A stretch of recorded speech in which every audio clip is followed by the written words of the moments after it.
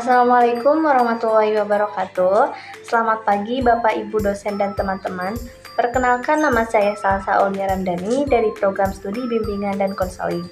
Pada kesempatan ini saya akan mempresentasikan jawaban studi kasus mata kuliah landasan pendidikan yang membahas 3 topik, yaitu pengelolaan fasilitas pendidikan, pengelolaan peserta didik, serta pendidikan karakter yang terintegrasi dengan layanan bimbingan dan konseling.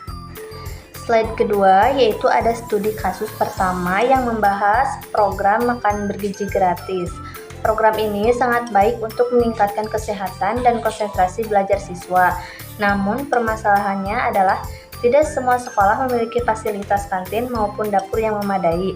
Oleh karena itu, diperlukan pengelolaan fasilitas pendidikan yang efektif agar program tetap berjalan walaupun anggaran sekolahnya terbatas. Pada slide ketiga, ada desain pengelolaan fasilitas.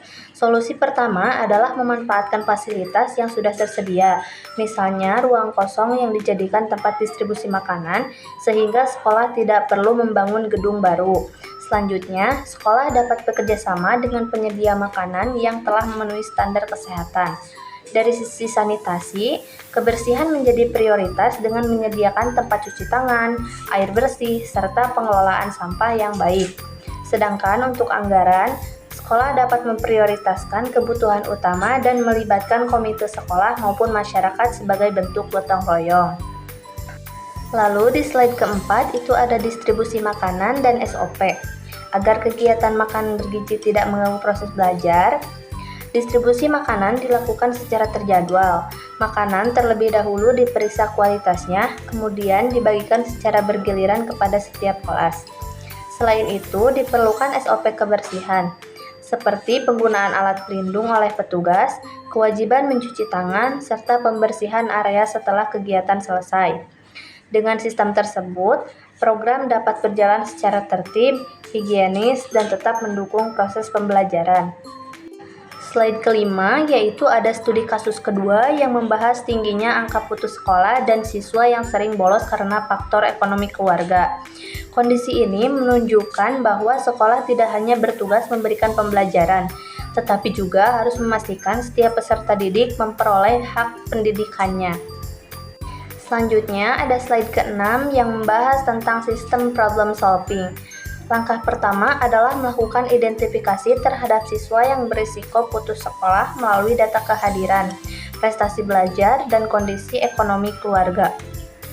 Setelah itu, dilakukan asesmen oleh guru BK dan wali kelas. Sekolah juga perlu memberikan layanan penelusuran bakat dan minat agar siswa memiliki tujuan belajar yang jelas.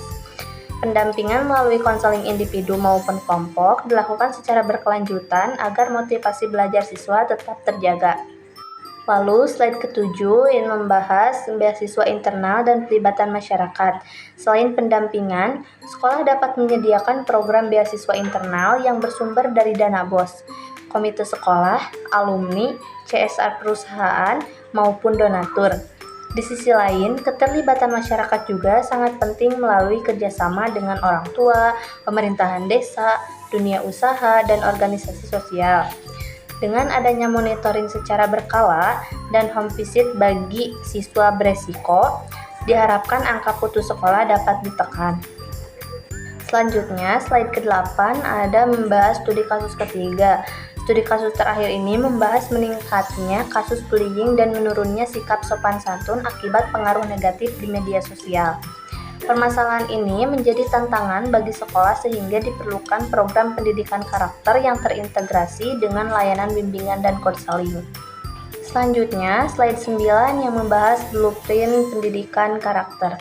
Tujuan utama program ini adalah membentuk peserta didik yang berkarakter, memiliki empati, tanggung jawab, dan mampu menghargai orang lain.